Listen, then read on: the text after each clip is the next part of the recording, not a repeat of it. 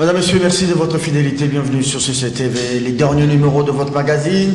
Cette sorte de prise de bec, on en parlait hier, entre Laurent Mosengo et la MP. Mosengo qui traite tout le monde de barbares, mais aussi de médiocres. La MP ne veut pas entendre de cette manière-là son porte-parole, le porte-parole de la SNEL, André Alain... Non, les porte-parole de la majorité, André, bon, il fait presque la même chose à la SNEL comme à la MP. Il réagit et il dit que des milliers et des militants membres de la MP, de la religion catholique romaine, ne se retrouvaient pas dans les propos du cardinal Laurent Mosengo, le patron de l'église catholique de Kinshasa. Les opposants d'hier, aujourd'hui membres du gouvernement qui réagissent après l'appel de la coordination des laïcs catholiques. Ils disent ne pas s'expliquer cet appel à la violence. Jean-Lucien Boussa, Steve Mbikaï, tout comme José Makila Soumanda, mais n'oublions pas non plus Sayo Lissala Moukili, Lissanga Bunganga. Ils ont fait une déclaration commune. On va en parler si le temps nous le permet. La messe d'hier en mémoire de martyrs de l'indépendance, Mosengo a penser que tous ceux-là qui étaient victimes des graves violences du 31 avaient également, selon Laurent Passigna Mosengo, accompli leur tâche comme des martyrs du 4 janvier 1959. Voilà donc le menu de votre magazine. Merci à vous. La messe, elle a été dite en la cathédrale Notre-Dame, ici à la Gombe. On appelle ça Notre-Dame de Lingwala. Merci à vous, chers téléspectateurs. Vous nous avez supportés pendant 4 jours de la semaine, 5 parce que les lundis, on n'avait pas travaillé, mais aussi à vous, chers auditeurs de kiosque, vous qui suivez cette émission sur la radio Liberté Kinshasa. Merci aussi à toute l'équipe technique. Les invités sondés, les grands retours sur ce plateau de Edmond Izuba. Edmond, bonjour. Bonjour, Serge Kabongo. Merci. Bonne année, Serge Kabongo, à toi, mais aussi à tous les fidèles téléspectateurs de Kiosque, l'émission Kiosque. J'ai dit également bonne année à tous ceux qui ont eu à participer au courant de l'année 2017 à cette émission, également à tous les journalistes et à nos confrères consoeurs, mais aussi à la grande corporation de la RDC, les journalistes qui font un grand travail du terrain. Il y en a d'autres qui font les journalismes assis, qui restent dans la rédaction, mais aussi nos héros dans l'ombre, comme d'habitude, nos techniciens qui travaillent avec nous tous les jours, qui connaissent pratiquement les méandres de cette profession. Merci beaucoup. Vous avez oublié quelqu'un qui vous est très cher, Colette. Ah, ma femme. Oui, parmi les héros dans l'ombre se trouvent également nos compagnons, nos femmes, nos enfants, qui nous aident et qui nous permet d'être en forme chaque matin. Et voilà. Merci beaucoup, très cher Edmond Izuba, pour ces grands retours de kiosque. Allez, Christelle Wanga, c'est maintenant chaque vendredi, on fait avec. Bonjour, bienvenue. À vous personnellement, je vous avais présenté les vœux au téléphone. Oui, merci beaucoup et surtout merci aussi à la corporation. D'ailleurs, dans la dernière émission, nous sommes apaisantis sur les vœux.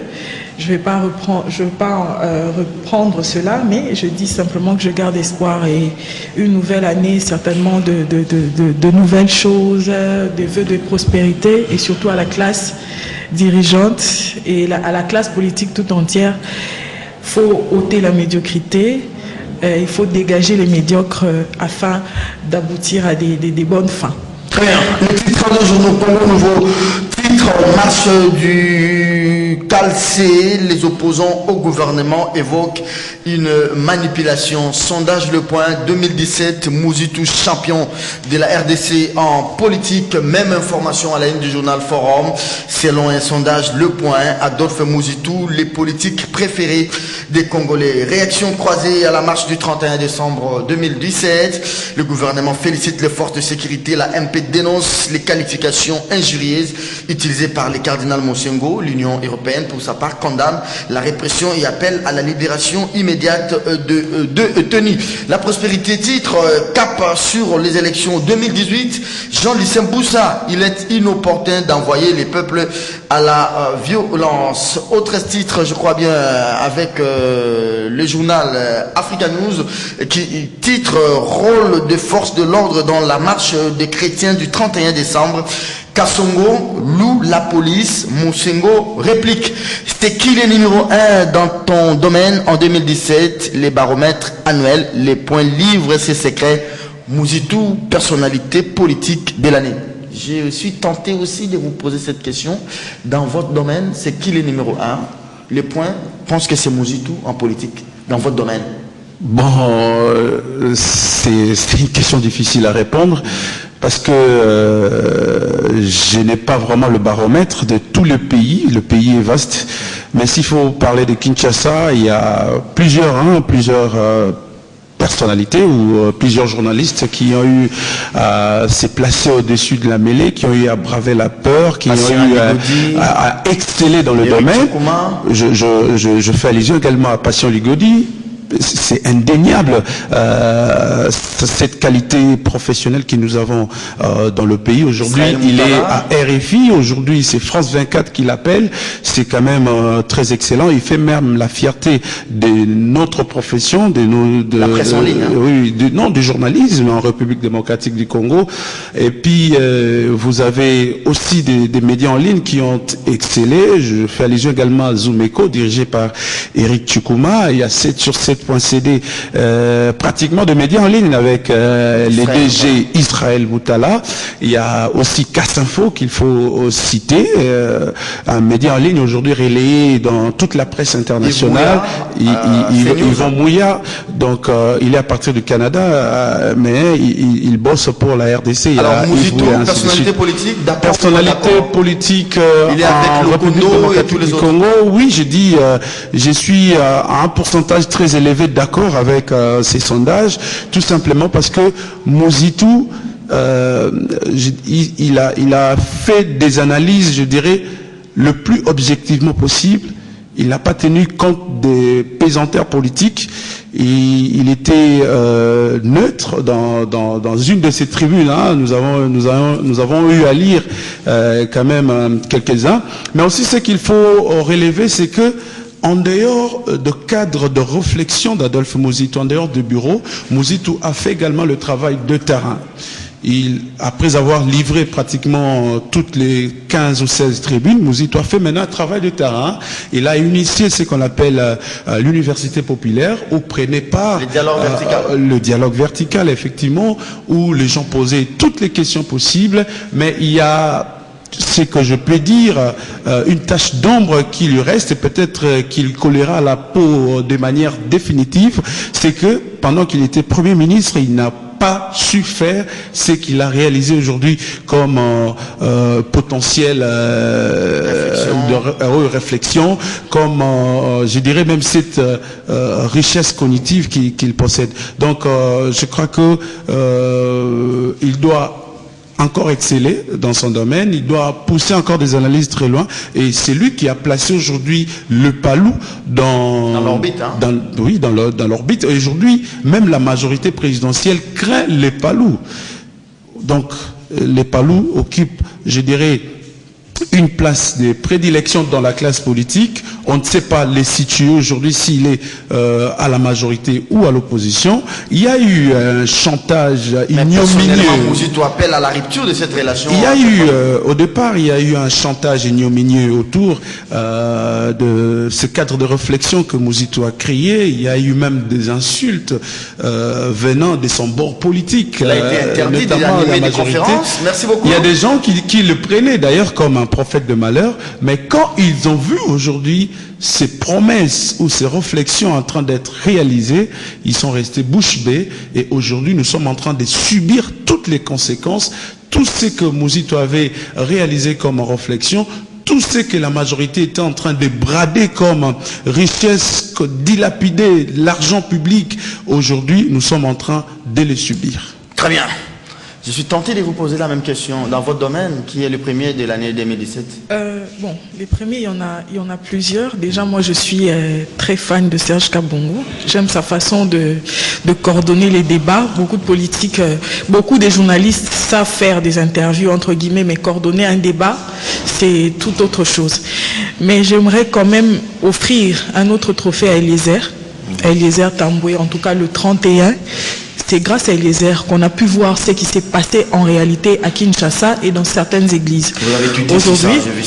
Aujourd'hui même au risque et péril de sa vie, certains parlent déjà qu'on aurait attenté, qu'on voudrait attenter à sa vie et à celle de ses enfants. Alors ça revient à nous les journalistes à le protéger. Ce n'était qu'une parenthèse. Concernant Mouzitou, je dirais, je suis un peu dubitative avec ce que Edmond dit parce que tout geste d'un politique concorde à une période donnée. Mouzitou, certes, il est intelligent. Certes, il peut faire des analyses. Certes, il peut écrire des tribunes. Mais ça ne correspond pas à ce moment précis. Peut-être après la révolution, peut-être après les élections, je lirai bien les tribunes de Mouzitou. Mais ce qu'il fait maintenant, il joue à l'équilibriste. Voilà. Il veut pas qu'on le traite de la majorité, il veut pas qu'on le traite de l'opposition, il veut être au milieu. Mais pendant cette période, lorsque vous choisissez d'être tiède, vous choisissez le côté de l'oppresseur. Et c'est ce qui est dangereux. Il doit s'afficher. Il doit s'afficher et il doit prendre des responsabilités. Voilà. Dans des moments pareils, il faut qu'il y ait des gens comme Rosa Parks aux États-Unis. Les Noirs souffrent. Elle dit, moi, je vais révolutionner, je vais changer. Les écrits, il y en a plusieurs. Allez aux bibliothèques de Kinshasa. Qui n'a pas écrit sur le Congo? Il y a des programmes comme Manifeste de l'Anstélé où vous sentez qu'il y a des profondeurs. Qui n'a pas écrit? Alors restez sur les écrits et dire que non, à partir des écrits, il peut être la personnalité bien aimée de jeu, confiance, n'est-ce pas, au sondage du point, mais je suis un peu dubitative. Je pense qu'il doit faire le pas, il doit oser. Ce moment-ci, il pouvait bien prendre le leadership, même du Palou, et peut-être même parce que notre Mukubwa Mbutakizenga, qu'il repose. Il a fait ce qu'il pouvait faire dans la politique. Maintenant, le Palou est en crise de leadership. Mouzitou pouvait se lever et vendre même la province du Bandundu, les grands Bandundu, et vendre même le Palou en s'affichant. La réalité, nous le savons. La province du Bandundu d'aujourd'hui est parmi les dernières en termes d'infrastructure, en termes de développement. Mais à quoi servirait de drainer des foules? À quoi servirait de passer dans les universités, de parler français matin, midi, soir, tant que la réalité ne sera pas franchie? Je voulais, sans pour autant prendre la défense, je sais que ce n'est pas un sujet à débat, mais je ne suis pas en train de les défendre non plus. Je ne mérite pas être en contradiction avec ma consoeur Christelle Wanga, sauf que nous avons remarqué à l'époque, avant même l'indépendance, il y a une certaine révolution que nous avons constatée à travers la plume. C'est-à-dire il y a eu un certain nombre d'écrivains qui ont consacré leurs énergies, je dirais positives, leurs énergies intellectuelles pour publier le manifeste, pour publier ce qu'on appelait à l'époque, les noms m'échappent un peu, mais aussi c'est une sorte de révolution pour moi.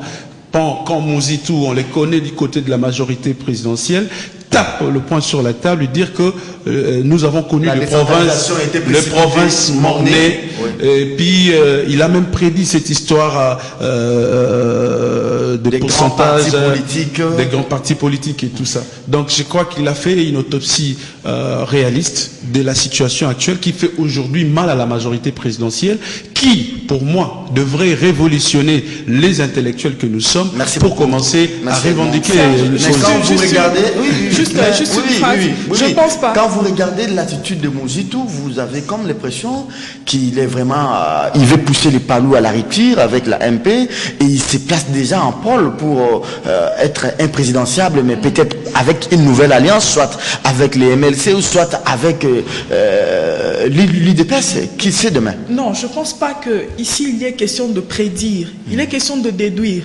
Nous le savons tous, la politique que menait la majorité à un moment donné, ça allait barder. Tout le monde le savait, peut-être moi aussi, peut-être je n'ai pas cette grâce ou bien cette plume d'écrire comme Mouzitou, mais je le savais et je l'ai déjà dit. Et ça ne fait pas de lui une personne exceptionnelle. Voilà. Ce que je remarque, c'est tout simplement s'il manque le courage de poser l'acte. Voilà. Il peut commencer par démissionner, par exemple. S'il aime tant le Congo, je suggère qu'il démissionne de l'Assemblée. Ça, c'est la révolution. C'est par là que ça passe. Au lieu de parler, parce qu'il y a eu autant de parlottes, il y a eu autant d'écrits. Je ne veux pas être radicaliste et surtout pessimiste, mais j'ai dit que Mouzitou doit se destiner et il doit se décider. Parce que il y a des carrures de présidentiables. Je ne vais pas jouer au rabat-joie. J'aime la politique et je ne fais que lire la politique. Mouzitou, si on doit le classer, ce n'est pas un homme de terrain. Pour moi, Mouzitou, c'est un homme de labo, un peu comme Kengo. Ceux qui réfléchissent en amont.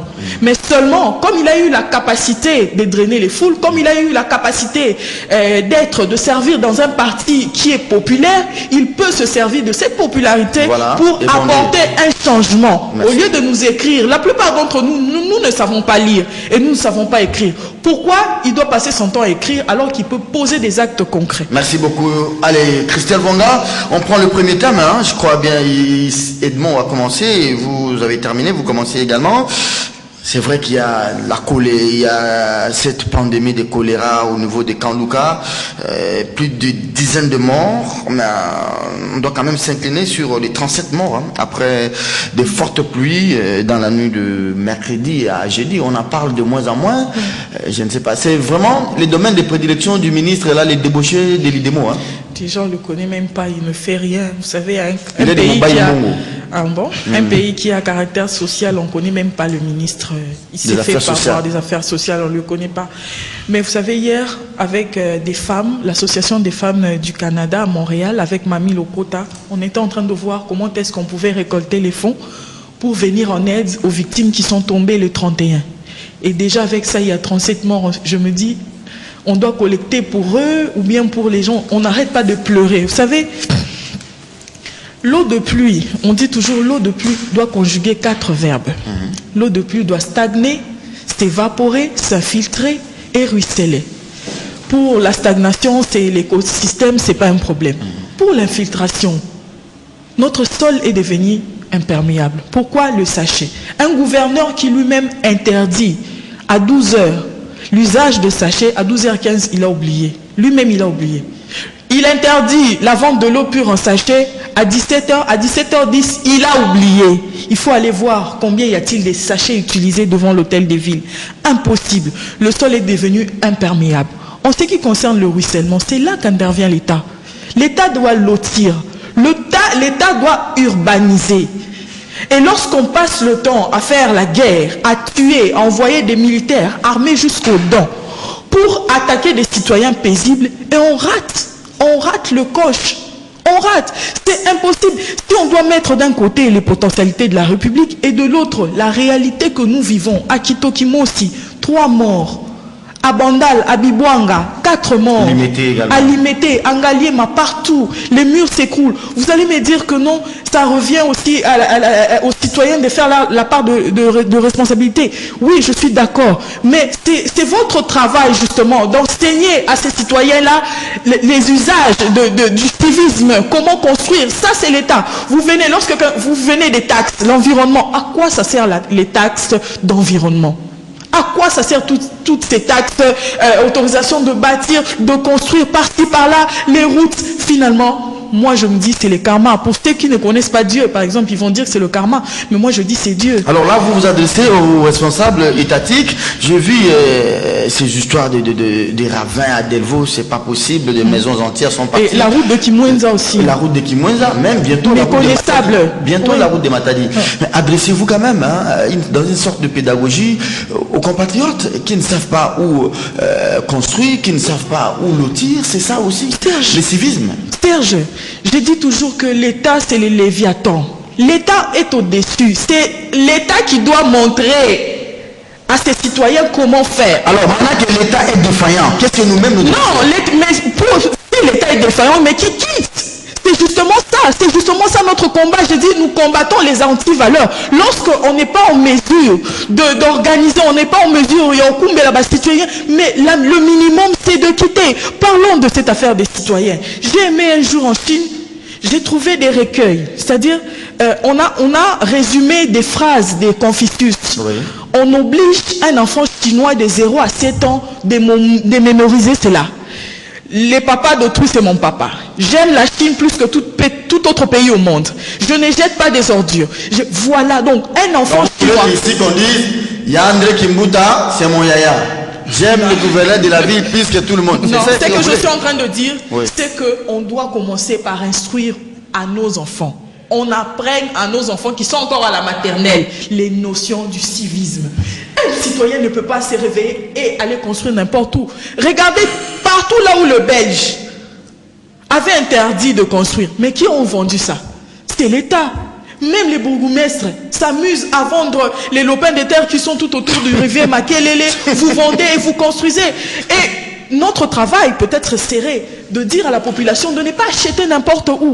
Mais quelle population? Elle est aux abois. Elle est aux abois quand on te propose même un lopin de terre de 100 $. Tu te dis, à quand Lucas, c'était grave. C'était grave, il y a eu éboulement des terrains. Les gens sont morts. Et dans tout ça, comme d'habitude, motus et bouche cousue. Moi, je me demande, je dis toujours au chef de l'État, la fonction du chef de l'État ne consiste pas à prendre une couronne et mettre dans la tête et c'est fini. Et au-delà de ça, une tête couronnée ne porte pas de sceau. À chaque fois, le chef de l'État prend le sceau, il met dans sa tête. Mais nous savons que c'est lui. Nous savons que c'est lui et ça doit revenir à lui. Nous aimerons le voir, qu'il puisse descendre et visiter des familles. Rien que les familles implorées. Parce que nous sommes au bord de la débandade. Chaque jour, un Congolais est... Non, attendez, ne faites pas des Kabila quand même. Ces dictateurs, il n'a pas un gouvernement, il n'y a pas de bourgmestre. Il y a un ministre des Affaires sociales, il y a même un gouverneur dans la ville, il y a même un ministre provincial des Affaires sociales, s'il vous plaît. En fait, c'est si tout le monde ne doit pas faire le même travail. Ouais. Moi, je m'adresse au chef de l'État, toi, tu t'adresses au gouverneur. Comme ça, on répartit les tâches. Oui, on répartit les tâches parce qu'il y a beaucoup de travail à faire. Si vous demandez à un général de faire le travail d'un caporal, donc vous faites de ces générales caporal et vous faites de ces caporals. Je demande à un général, lorsqu'il envoie un caporal faire le travail, ensuite il appelle pour s'enquérir de la situation. C'est ça être un chef. C'est ça. Donc vous voulez dire que le ministre national des Affaires sociales est absent? Je ne le connais pas. Pour la preuve, je ne le connais pas. Il s'appelle Bernard Biando. Ok, merci beaucoup. Il est de Mobaïmbongo. Vous connaissez Mobaïmbongo? Oui, là où il y a le barrage. Au nord Ubangi. Ouais. Ce sont mes oncles. Hein? Ok, merci beaucoup. Il avait démissionné à l'époque, il était ministre des Commerces, quand son beau-frère Nzanga Mobutu avait été limogé. Ok. Voilà. Mais il a aussi bloqué la validation de son deuxième suppléant à l'Assemblée. Bernard Biando. Allez, Edmond Izouba. Ça c'est du Serge. C'est l'éternel inconnu. Ça, c'est du Serge, ça. Dans un pays comme ça, oui. Des ministres, par exemple, chargés des affaires sociales, devait être ces ministres-là qui devaient être le plus en vogue. Parce que nous avons des problèmes sociaux criants. Ce sont eux qui devaient être en vedette. Mais ce sont le plus absents dans des situations comme ça. Peut-être qu'il n'est pas au pays. Peut-être il ne sait peut-être pas ce qui s'est passé. Il va venir à s'en faire pomper. Le vrai problème, c'est le problème de dire à nos frères, vous qui habitez le long de la rivière Makelele, il ne faut pas construire là-bas. C'est comme la bêtise d'une dame qui laisse ses 5 enfants à la maison. Et elle part, je ne sais pas moi, à la prière. Je ne sais pas si c'est réellement la prière. Et la nuit, l'eau arrive, la maison est submergée. Et les enfants sont morts. Les enfants meurent. Oui, donc il y a plus de 5 morts. C'était à Bandal hier. C'était déplorable.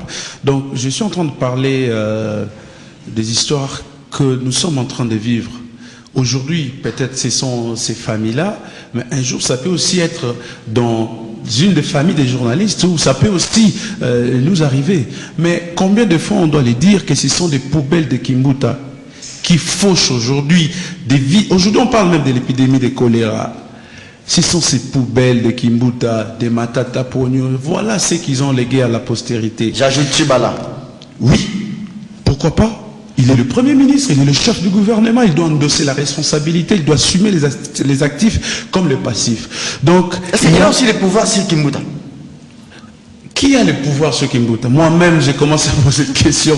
Si l'Assemblée provinciale, qui est l'organe délibérant, chargé de sanctionner le gouverneur, n'arrive pas à le faire, qui d'autre le fera à sa place? Est-ce qu'on attendra l'Assemblée nationale? Est-ce qu'on attendra le chef du gouvernement? Donc aujourd'hui, Kimbuta est en train de s'amuser avec le feu, de blaguer, de jouer avec la vie de la population quinoise. Donc nous ne pouvons pas continuellement subir des morts. Nous devons agir maintenant, nous sommes à ce niveau d'agir. Si si l'Assemblée provinciale est incapable aujourd'hui de déchoir le gouverneur Kimbuta, moi je demanderai à la population congolaise, quinoise plutôt en particulier, d'organiser une pétition pour chasser Kimbuta. Parce que 37 morts. L'avenir s'annonce il y a 5 jours passés, on a tué, maintenant le bilan est officiel, que ce soit du côté de l'église, tout comme du côté des autorités, 5 morts.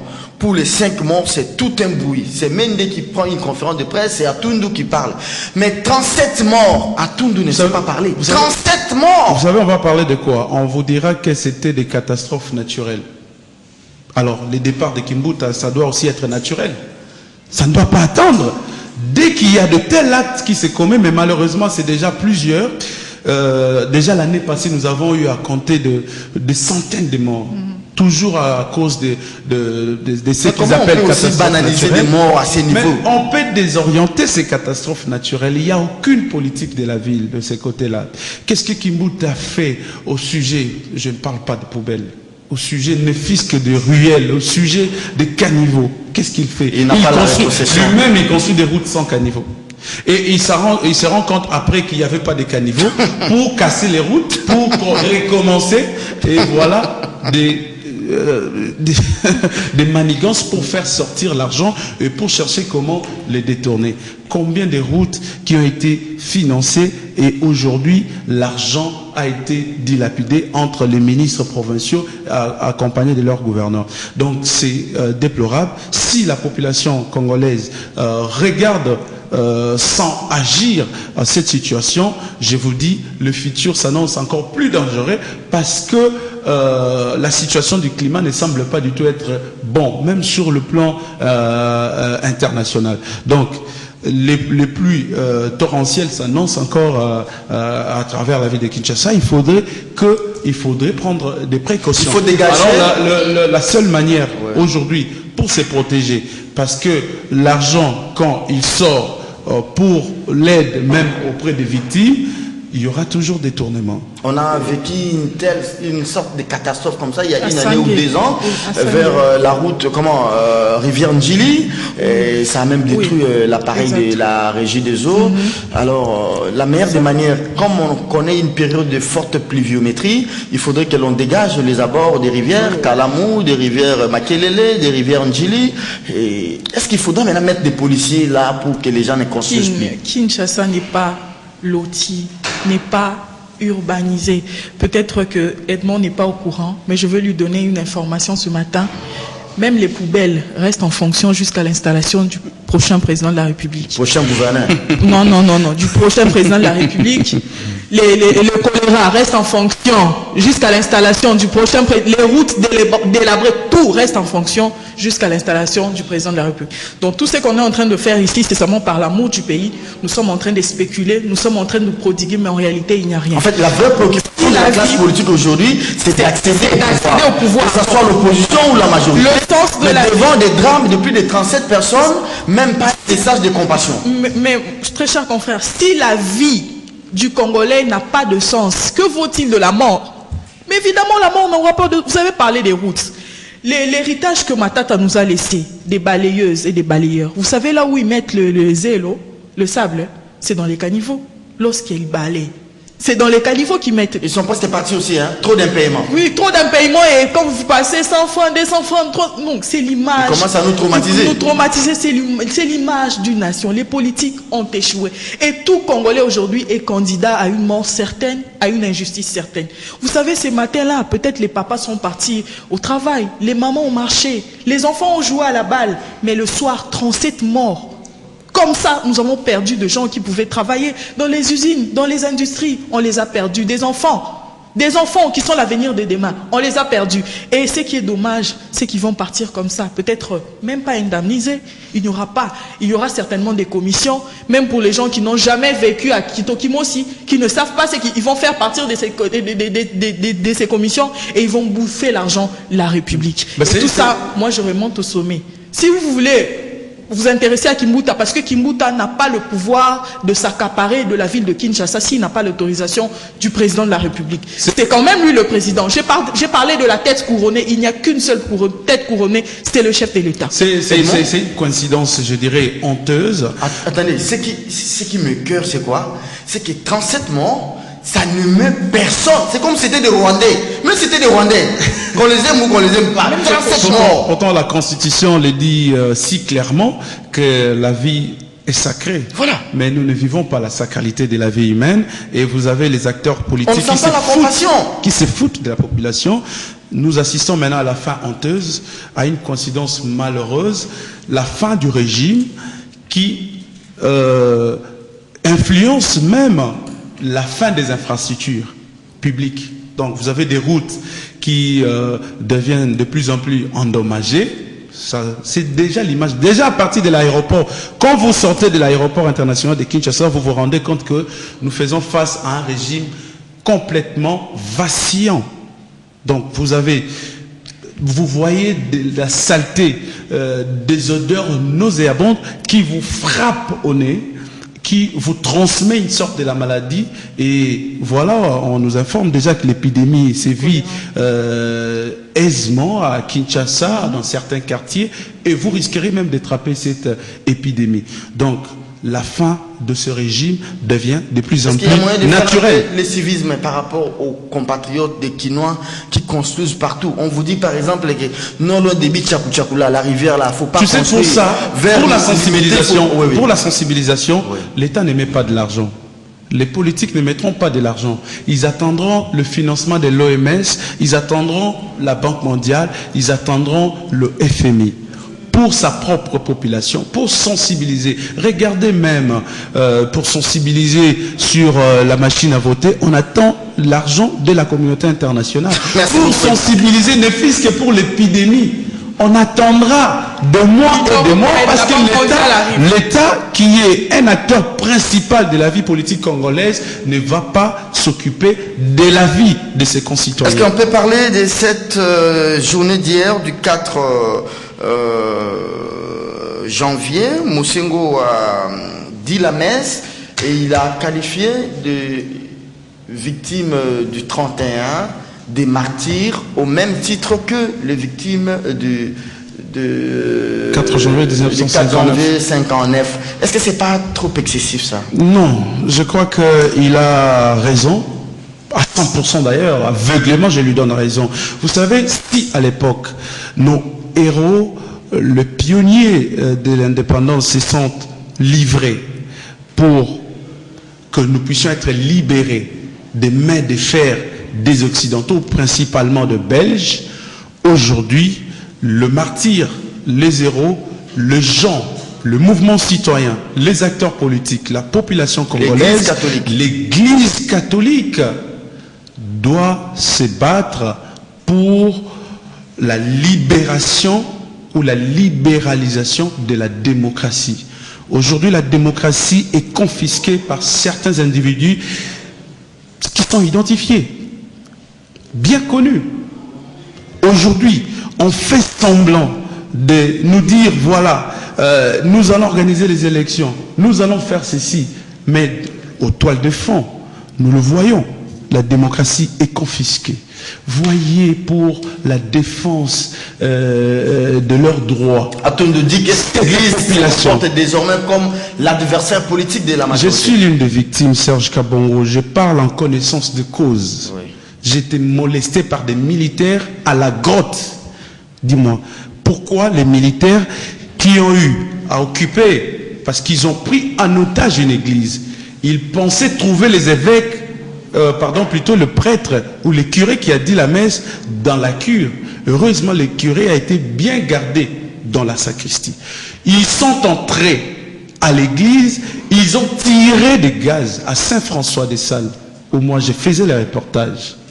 Je me suis éclipsé de la foule. J'aimerais dire que vous avez des problèmes au bras gauche. Oui, mais jusqu'aujourd'hui, aujourd'hui j'ai des plaies, j'ai des ganglions là-bas, parce qu'il y a des militaires qui voulaient à tout prix prendre d'assaut une église et vouloir neutraliser les chrétiens qui ne faisaient que chanter l'hymne national. Mais comparer les gens du 59 aux gens du 31, entonner les chansons chrétiennes, il n'y avait aucune provocation. En tout cas, aucune provocation. Des militaires associés aux éléments de la police, quand ils ont eu à gazer la population, ils ont senti qu'il n'y avait plus rien comme gaz, ils ont commencé à tirer à balles réelles. Alors on va aller comme ça, Mosengo qui annonce d'autres manifs au mois de février. La raison pour laquelle j'ai dit... Mosengo qui traite tout le monde de barbares, il dit les médiocres doivent dégager, je ne sais pas qu'est-ce qu'il attend par médiocre, ils doivent dégager d'où? Des kiosques. Si il parlait des kiosques, je me dis 6 mois... Les médiocres, c'est Moron Djambé, hein? Les médiocres, moi je ne suis pas médiocre. Alors qui doit dégager et qui est médiocre? Les prétendus vaillants hommes en uniforme. C'était quand même trop fort. Hein? Qui se sont piqués connaît l'affaire. Je crois que quand un cardinal, quand l'archevêque métropolitain de Kinshasa arrive à utiliser un tel terme, ça doit choquer. Mende a dit que c'était un débat de caniveau, ça. Non, le médiocre, il y en a, Serge Kabongo. Dans la classe politique, nous en avons. Et à tous les niveaux. Dans le milieu public, n'en parlons même pas. Mais aussi, comme à l'opposition, nous avons de médiocres. Aujourd'hui, vous avez parlé des gens Lucien Boussa et consorts. Mais ils sont d'où? Ils viennent d'où?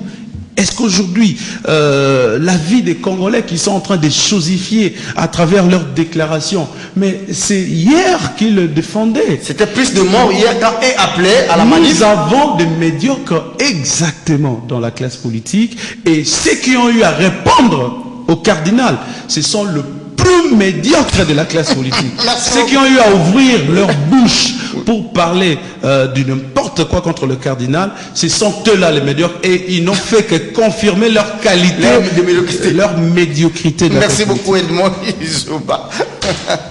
Christelle Wanga, c'est maintenant une sorte de passe d'armes, hein? Coup pour coup, au tête au tête.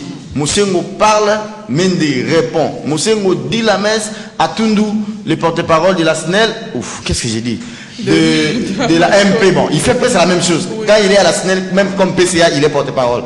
À la MP, il répond. On va aller comme ça, quoi, jusqu'à quand? Il a dit que jusqu'à quand? Oui, il dit que la position du cardinal gênerait certains membres de la MP qui prient chez les catholiques, mais c'est simple, qui dégagent. Il y a beaucoup d'églises. Il y a beaucoup d'églises qui partent. Est-ce qu'on a conscience là où le goût du pouvoir nous emmène à minimiser ce qui est sacré? Nous sommes nés dans la sacralité pour la plupart d'entre nous. Et à vouloir trop gagner, on minimise même ce qui est ce qui représente Dieu. On banalise même des crimes. Est-ce qu'on va empêcher les musulmans, l'islam, de combattre les terroristes? Est-ce que tous les musulmans sont des terroristes? George Bush qui a prêté serment sur la Bible, qui a tué les Irakiens, est-ce qu'on l'a chassé de l'église?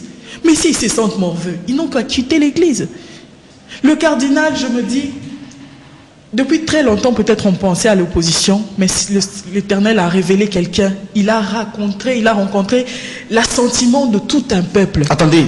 Cette phrase de Atundu, l'église doit plutôt être au milieu du village. C'est pas Atundu de décider là où doit être l'église. J'ai déjà démontré ici qu'au milieu du village de l'église ne signifie pas arbitrer un combat entre un papa de 50 ans et un enfant de 5 ans. C'est pas ça le milieu du village. Le travail de l'église consiste à dire à ses papas, vous êtes âgés, vous êtes plus fort que cet enfant, et de dire aussi à cet enfant que vous êtes moins âgé, que vous ne pouvez pas vous battre avec. C'est ça au milieu du village, qui ne donne pas de sens à lui, à des mots. Et Mende nous dit qu'on a gazé l'église parce qu'il y avait des terroristes à l'intérieur et qu'il fallait les empêcher de sortir. Je recommande vivement à monsieur le ministre de lire Edgar Morin. La rumeur d'Orléans. D'Orléans. Tout le monde a entendu, personne n'a vu. Donc ces terroristes-là, sur ça. Oui. Donc ces terroristes-là, il n'y a que Mende et les autres qui les ont vus. Nous qui étions dans les paroisses, on n'a pas vu des terroristes. On a vu les papas Moyangeli, les mamans Malongi, tout le monde était là. Sauf les terroristes. et il fallait gazer à l'intérieur. Déjà une contradiction flagrante parce que le général Kassongo dit n'a pas vu là où on a tiré, ce sont les ondits. Vous voyez une véritable tour de Babel où même au sein de la majorité, eux-mêmes qui dirigent ce pays, ils n'arrivent pas à concorder. Non, le général Kassongo n'est pas de la majorité, il est de la police. Il dirige les pays. C'est qui dirige les pays. Bon, ça revient au même. Il est de la police, mais il fait partie de la classe dirigeante. Donc, il n'y a pas de concordance. Celui-ci dit ceci, celui-ci dit cela. Et pour résumer en 2 phrases, ce qu'avait dit Edmond au début, vous savez, la politique que nous utilisons aujourd'hui tire son origine de la Grèce antique. Alors, il y a c'est celui qu'on qualifie de l'ancêtre du patriotisme. Il s'appelle Thémistocle. Les Athéniens ont découvert une mine d'or, une mine d'argent. Alors ils se sont dit, on va partager, que chacun aura sa part. Alors lui s'élève, il dit non. Pourquoi partager? Utilisons cet argent pour travailler pour l'intérêt général, pour construire quelque chose qui va revenir à tous les citoyens d'Athènes. C'est comme ça qu'on l'appelle l'ancêtre du patriotisme. Mais ce pouvoir a été caractérisé par les partages. Mon ebimi tokaboli. Mon ekotinami tokaboli. FPI. Mon ebimi na FPI tokaboli. Les immeubles de Kokonyangi. Tout tokaboli, chacun sa part et l'intérêt général. Ce n'est que le résultat d'une mauvaise politique. Mosengo a fait sa part. Mais ce qui m'a plus réjoui, c'est l'envie des citoyens.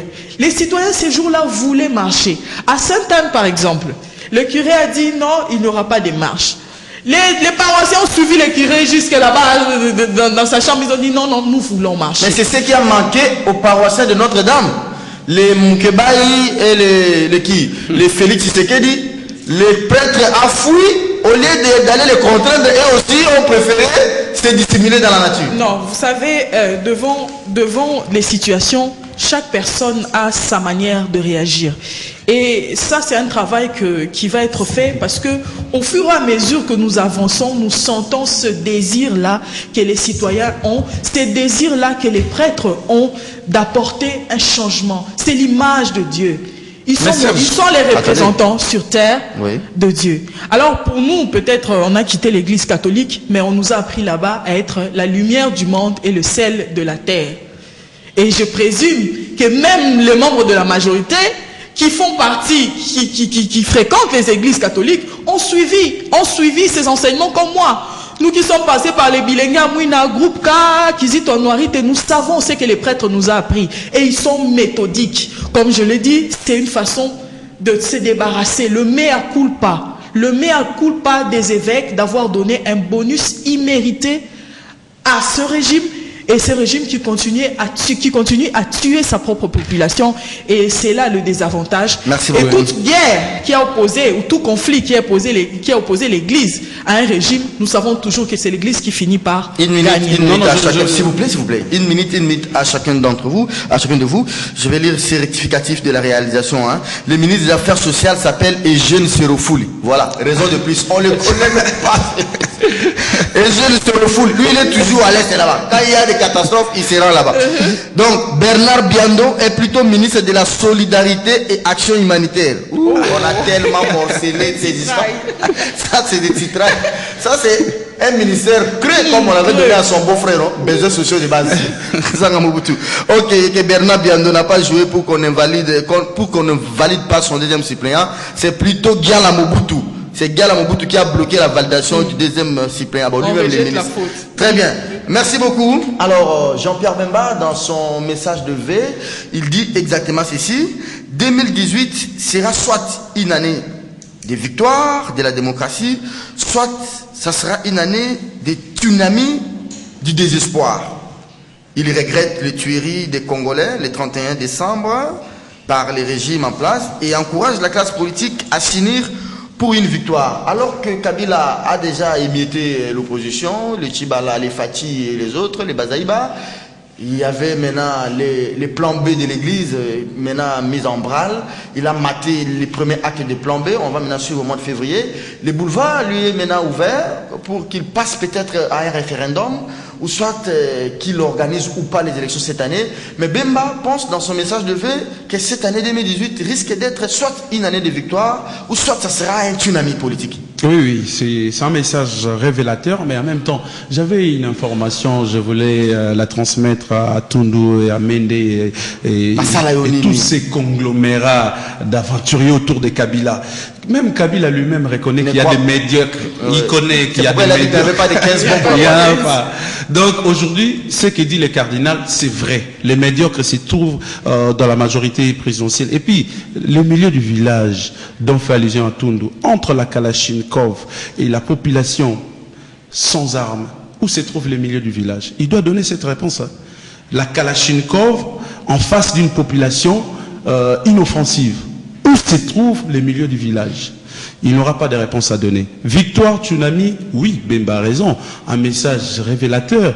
Ça veut dire que si aujourd'hui le président de la République accepte facilement de quitter le pouvoir, il y aura une victoire. Si il n'accepte pas, parce que c'est une année de grâce, il y aura Tsunami. On annonce une année électorale. Nanga les confirme. On a annoncé ce tsunami à la fin 2017, mais c'est passé, hein, Kabila est resté. Non, ne t'en fais pas, Serge, ne t'en fais pas. Tsunami, là, l'église a commencé. À peine, une action seulement. Vous avez vu ce qui s'est passé. On parle de mort aujourd'hui. Le bain de sang occasionné par une police non professionnelle et inarmée. À la place de sécuriser les frontières, à la place de tuer les ennemis de la RDC, ils tuent la population. Donc, nous allons aller comme ça. Les gens sont tellement déterminés aujourd'hui pour libérer la RDC de cette confiscation de la démocratie. Merci beaucoup, Edmond Zouba. Bemba pense que 2018 sera vraiment une année soit de victoire, soit de tsunami politique. Je ne sais pas, il a raison ou il n'a pas raison. Et Dédé, il a regretté quand même les morts. Hein. Mais on a vu les chefs de l'État dans son discours, pas un seul mot sur les morts.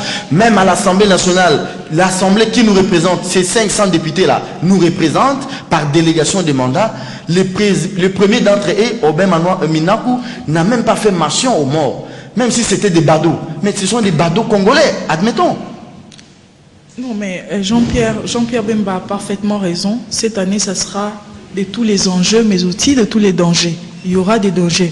Eu égard à l'arsenal militaire qu'on a vu le 31, il est clair que, si, je dis toujours, croyez au Père Noël si vous voulez, la nation congolaise aujourd'hui n'a plus besoin des élections. Il n'est même plus question d'alternance. Il est question de la révolution. Il faut révolutionner. Il est clair qu'on nous a lancé un message. Pacifiquement. Pacifiquement. Comme Martin Luther King, comme Mahatma Gandhi. Pacifiquement. Quel est le rôle des églises? L'église néo-apostolique, l'église kimbanguiste. Est-ce que ce ne sont que des chrétiens?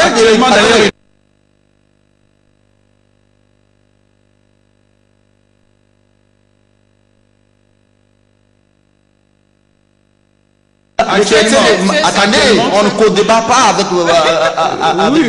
Est-ce qu'il y a aussi des chrétiens de Bokundo, des LCC qui souffrent aussi comme les chrétiens de l'Église? C'est comme ça que moi j'ai préféré. J'ai d'ailleurs suggéré à Soni Kafuta, Jean Bosco Kindomba, toute cette pléthore-là qui sont passés à la RTNC pour dire que nous n'étions pas d'accord avec la marche des catholiques. Mais pour que ça soit réellement vrai, pourquoi ne pas organiser vous aussi les marches? Après vos cultes, vous appelez vos paroissiens, si vous Bandi Minabino, qu'ils viennent eux aussi pour qu'ils manifestent. Vous ne pouvez pas engager vos fidèles. Ils ont engagé leurs fidèles et il faut voir le message qu'on reçoit inbox. Mais c'est ça aussi la naïveté du peuple. Mais débarrassez-vous de ces gens-là. Mais les jours où le régime va changer, ces mêmes pasteurs vont venir chercher des grâces auprès de nouveaux dirigeants. Et nous, nous pardonnons à quiconque pour tout et pour rien. On va les reconnaître, on va dire non, ne touchez pas à mes ouais, ne touchez pas à celui-ci. Mais quand on parle de la récupération, puisqu'on parle d'un registre religieux, j'ai entendu Lambert Mende parler de la récupération. Non, les opposants ont récupéré, mais chacun récupère à sa manière. On vous a demandé de nous montrer le manuscrit, la preuve que Simon Kimbangu avait dit que le président Kabila va durer au pouvoir jusqu'aujourd'hui. Personne ne nous l'a montré. Ce n'est pas une récupération. Merci beaucoup. C'est une récupération. L'émission est terminée. Ah, on a fini. 30 secondes. Oui, on a fini. 30 secondes. On a déjà débordé. Au sujet des c'est en tout cas la fin de cette émission. On a débordé de 3 minutes. Ouais. Alors, je m'en vais vous donner une minute à chacun. Okay. La dame va clôturer avec ses titres. Cap sur les élections 2018. Jean-Lucien Boussa. Il est inopportun d'envoyer les peuples à la violence. Mais ce que Boussa a fait hier, c'est plus que ce que l'Église a fait aujourd'hui, non? Vous savez, mon éducation ne me permet pas d'analyser de tels propos. Oh. Non, pas Jean-Lucien Boussa, franchement. Un intellectuel qu'on considérait, qu'on croyait. Non. Avec les débats au niveau de l'Assemblée nationale. Il avait traité les anciens débauchés d'intellectuels moutons. Lui-même, il devient quoi maintenant? Je préfère parler de l'église des coachs que de parler. Oui. Donc, je voulais parler de ces églises-là, Sonic Afuta et tout consort. Ce sont ces gens-là qui sont en train aujourd'hui d'abîmer la vie de la population congolaise. Ils font un peu comme Kimbuta fait. Ils jouent avec la vie des Congolais. Voilà, ils retiennent des gens au milieu des journées. Retraite, matinée de prières, ainsi de suite. Pour gagner quoi par la suite? Les gens doivent aller travailler. Prenez l'exemple de l'église catholique. Et aujourd'hui, je suis très heureux. Vous entrez dans une messe matinale et vous voyez l'église pleine à craquer. Aujourd'hui, l'église catholique ne fait que de plein. Tous les fidèles ont compris que ces pasteurs-là, c'était des aventuriers, c'était des acolytes de ce régime. Non, faut pas jeter de l'opprobre sur eux. Hein. Non, mais quel l'opprobre? Eux-mêmes, ils se salissent, ils entrent dans des débats de bas étage. Et puis, en plus de cela, ils sont dans la gloutonnerie. Ils bouffent sous les mamelles du pouvoir. Donc, il ne faut même pas me faire allusion de ces aventuriers. Ce sont des gens qui détruisent la vie des Congolais et nombreux ont réussi même à diviser les foyers des Congolais. Merci beaucoup. Quand vous allez dans l'église catholique aujourd'hui, c'est le message de la paix, c'est le message. Et hier d'ailleurs, j'ai voulu rappeler cette phrase du cardinal qui a dit « N'aie pas peur, reste fidèle et je te donnerai la couronne de la vie ». C'est tiré du livre d'Apocalypse. Et c'est un message d'encouragement qui aujourd'hui doit animer tout chrétien congolais. Christophe Wanga, cap sur les élections 2018, Jean-Lucien Boussa, ça ce sont ses propos. Il est inopportun d'envoyer les peuples à la violence. Des fois j'ai pitié pour toi, tu aimes tellement ton pays que ces gens-là ne méritent aucune attention. Les Jean-Lucien Boussa, il faut les laisser, ils vont mourir de leur propre mort. Ils vont mourir eux-mêmes. Quelques moments de lucidité, ils vont... Non, ça c'est très grave. Passons. Restez au pouvoir. Rester au pouvoir par défi.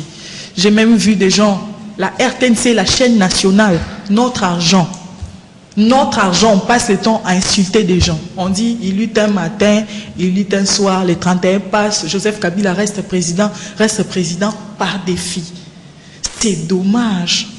Ça, ce sont des propos démocraticides. Irresponsables. Ça pousse encore les gens à la violence. À la violence. Comment ça peut passer à la chaîne nationale et autant de minutes, des messages de la haine?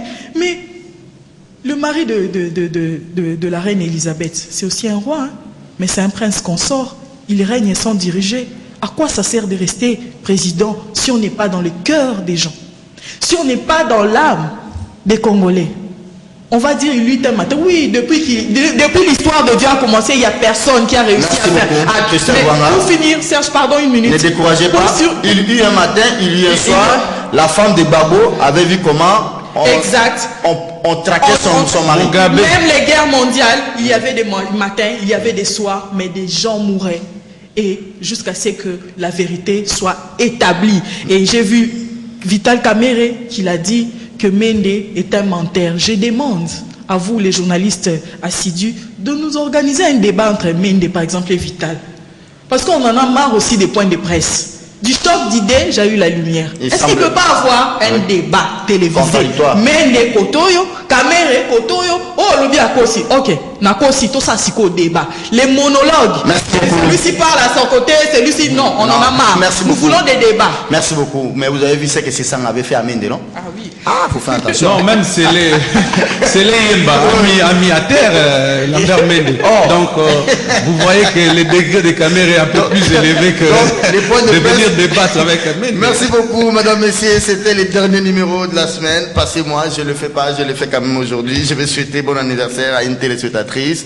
La réalisation, vous m'avez donné l'autorisation. Sylvie Vongate, bon anniversaire à vous, très chère petite sœur et téléspectatrice de kiosque. Merci à Christelle Wanga. On se retrouve la semaine prochaine. Je crois que ça sera ma dernière semaine de kiosque, hein, parce que je vais aller bientôt en retraite, avant le mariage. Ah oui. Ouais, oui. Merci beaucoup. 9h30, ça sera kiosque le lundi, mais passez-moi le temps de la cotation. Morondjamé, 2 demi sur 5. Non, on a travaillé sur 4. Parce que les lundis, il n'y avait pas de boulot. 2,5 sur 4, ça te va quand même, hein? C'est au-delà de la moitié, non? Ah ouais, tu n'es pas médiocre, hein?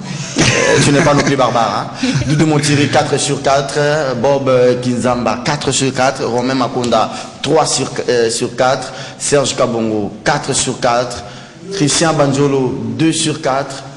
Bruno Nzinga, 1 sur 4. Alain Kabongo, 0 sur 4. L'émission est dans le caniveau. 9h30. Karine Bébé, 0.